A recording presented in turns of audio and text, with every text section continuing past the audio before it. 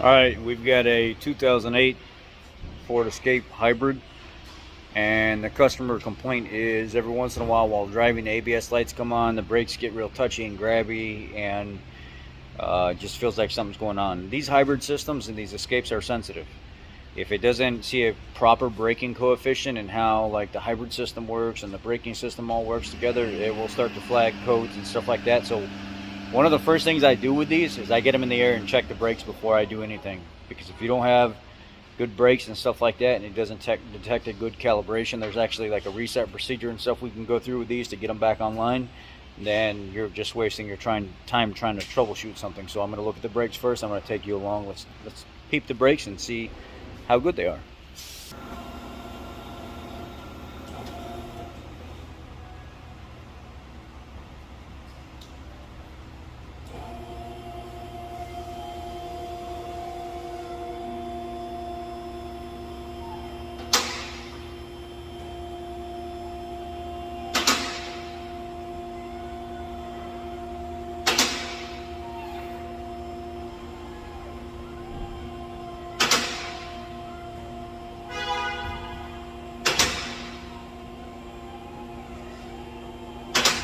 I'm going to be working until 4.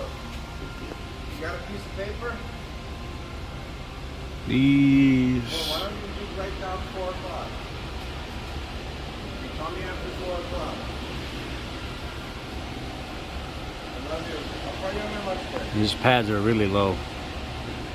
Bye. The brake pads are really low.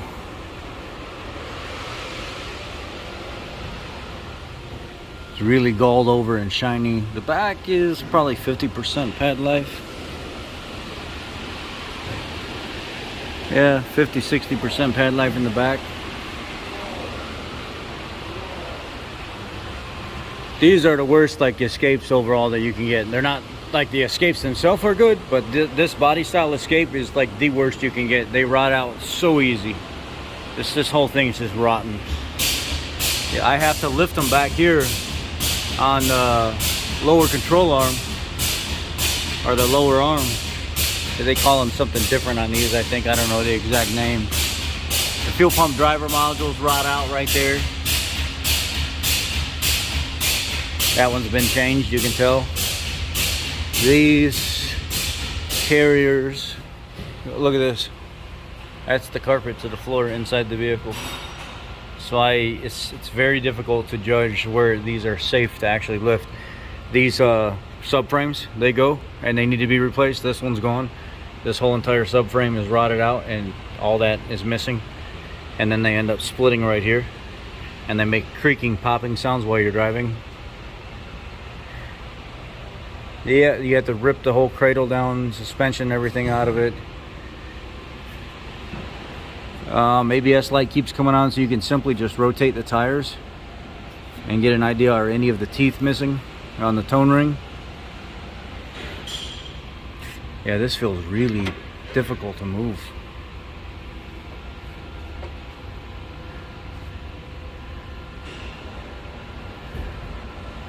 Like the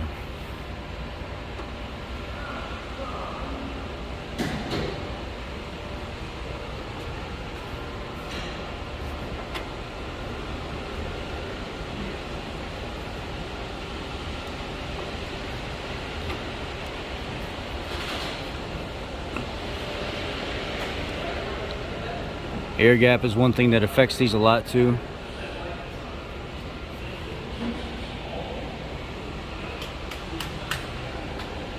This one, yeah, that pad, passenger front pad is low.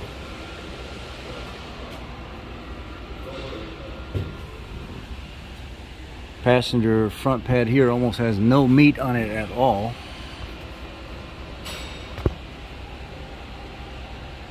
It's really low.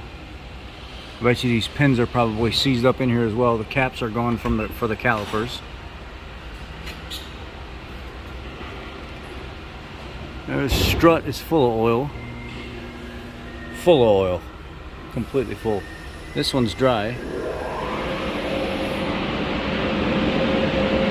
The supply line for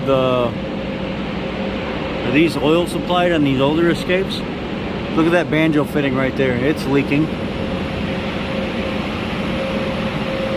up there, buzz nuts? How's your weekend, brother? It's good. It was good.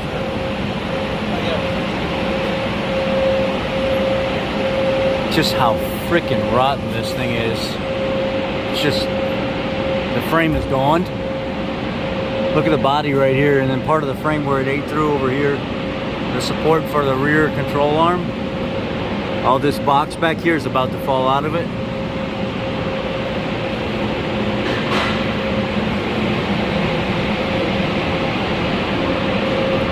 Now I'll go around and check back here and make sure none of the teeth are missing or split away, the tone ring moving.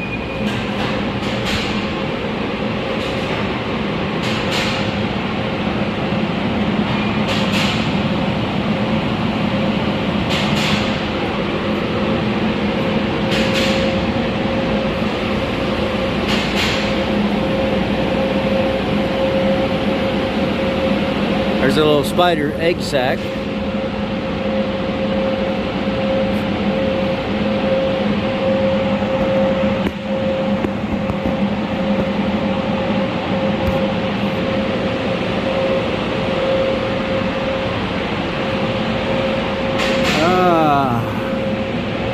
The backing plate is completely rotted away on this.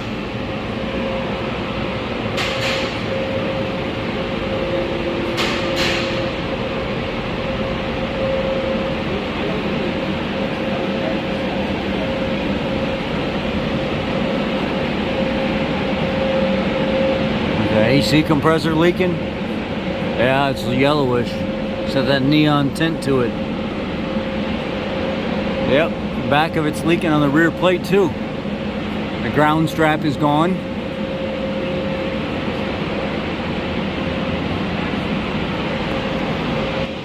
She's got some issues. There's more issues than just brakes going on here.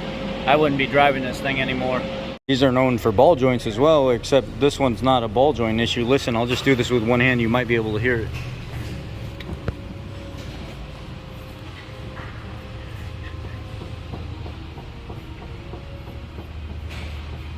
Hear that popping? It's doing it on both sides.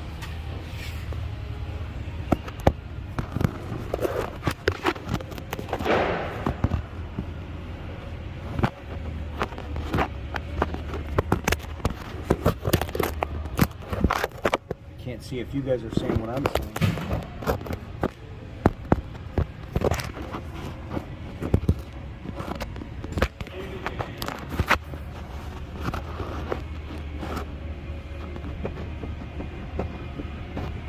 It's that U-joint coming right off that steering gear.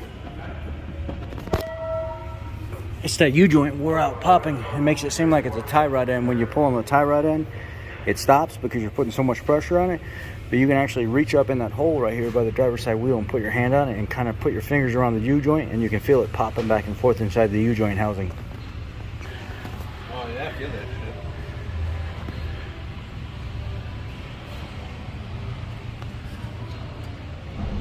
It's just this toe link here in the back or whatever the hell this is. Look at this, Manny.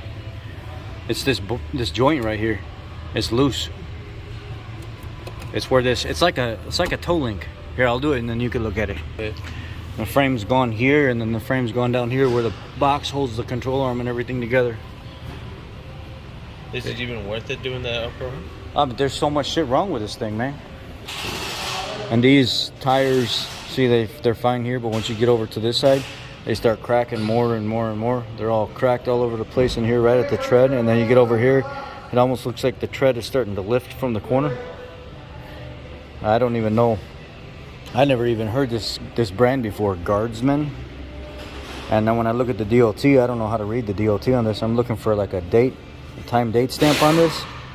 I would have to probably type all this stuff in. I don't know. I don't know what that is. Notice the back glass. It says glass ajar or trunk ajar.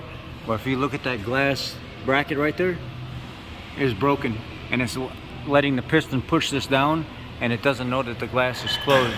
These always rot out on these older Escapes. They break, and then it's kind of difficult to put them back together if you don't know what you're doing, because you'll break the glass. All right, now I took a screwdriver and put it in here behind his, or right in front of his brake pad, and pushed it back to get it to free up and move a little bit. And on the other side, and now all of a sudden these, just by hand, look at that. Look how easy it is to move. I could barely move it with the tire when I was doing it. So I definitely got front brake issues here. They need rotors, pads. These calipers need to be cleaned up. These pins and everything need to be cleaned up, and these to even start to get anywhere with this braking ABS showing intermittently issue. And you got to be really careful with these tone rings on these ABS sensors, because what ends up happening is these ABS sensors that are just, or the tone rings that are just pressed onto these CV axles, they actually explode and crack on these. So see what the customer wants to do. I'm going to notify them of everything that I've seen, all the safety issues and all that. It even looks like the headliner up inside the vehicle is getting water and leaking too. I mean, this vehicle's done. They're just on borrowed time with it, basically. You can't really say what's going on now. Now, to get this vehicle back up and running again, it's probably close to every bit of $4,000, $4,500. But then again, even at that, you still have a rotten subframe in the rear that you're not going to be able to fix. Here's that sound that I was telling you. That U-joint that's just outside the firewall. It's popping right down there, right at the floor, right on the other side of the firewall. The subframe and everything's like a week out if they wanted to do the front subframe. Since I pushed the brake pads and rotors in all the way, or not all the way, but enough to get the wheels to spin free, it stopped. It stopped binding up enough, so I was able to spin the wheel freer. Well, now that the pads and everything are kind of stuck and they don't want to come out all the way, and they all need to be greased up and cleaned and lubricated and all that other stuff, it needs to be changed. The brake light came back on and the ABS light came on. Because in these hybrids, they're what are called a hybrid. It's a simulated pedal feel. So when you push the brake, you're pushing something that is controlling the actual pressure going to the brakes, and your foot is getting that simulated pushback on a hybrid. This thing it's pretty chewed up. If it was me, I would not invest the money into it, and I would get rid of it, because it's not even, just because of safety reasons, it's not even worth putting the money into. It's no good. But I put the front left strut that was leaking and blown out on there. I put the rear left, that link tight, almost like a what would you call it? Like a rear tie rod assembly that can't be adjusted. And then put the front brakes in there. Rear brakes, even though the pads are good, I started looking at the back more, and the rear rotors are really rusted where they go together at that back plate. So I said, you know what? Because these hybrids are so sensitive, you can choose what you want to do. You don't have to do the rears, but if you have the money for it and you're going to put the money into this thing because of how unsafe it is, I would do it all. I do the fronts, I do the rears. I'll reprogram the simulated pedal feel and stuff to get rid of these lights and everything, and make sure everything's reset, and I'll get your vehicle back. And I don't know, I brought up all kinds of stuff on there. The rear glass is falling out of the slot. The brackets are broke for that. It's like an hour and a half to do both brackets, because sometimes we have to drill out those rear studs. And again, if we get it done faster, the time goes down. And then the subframe said it was a 3-hour subframe job, but with this thing being so rusty, that's a 4.5-hour job. I'm going to have to heat up bolts and extract bolts and everything else out of this, and it ain't going to be fun at all. It's going to be bad. But again, if I get it done faster, I take the time away, and I could go ahead and throw that strut in while I'm there if they'll let me do it. But we don't know what they want to do, because this is a lot of work on this thing just to keep it on the road. Well, it is what it is. We shall see what happens. I don't know what's going to happen with this. I don't know how they're going to take this. I wouldn't put the money into it.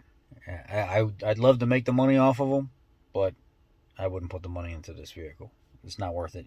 You can go out and take the same money that you're about to put in this vehicle and find one used for just 1,000 or two more and drive it for another 100,000 miles. This thing is literally falling apart. You drive it, you hear all the bumps and creaks and cracks and suspension popping and tapping. It's just really not a safe vehicle to be driving. But that's what it is, and that's just my honesty behind it. Y'all take care, be blessed, and there'll be a part 2 to this, I'm sure. If you don't see a part 2 in the library in the future when you look this up, that means they didn't do the repairs. Y'all take care.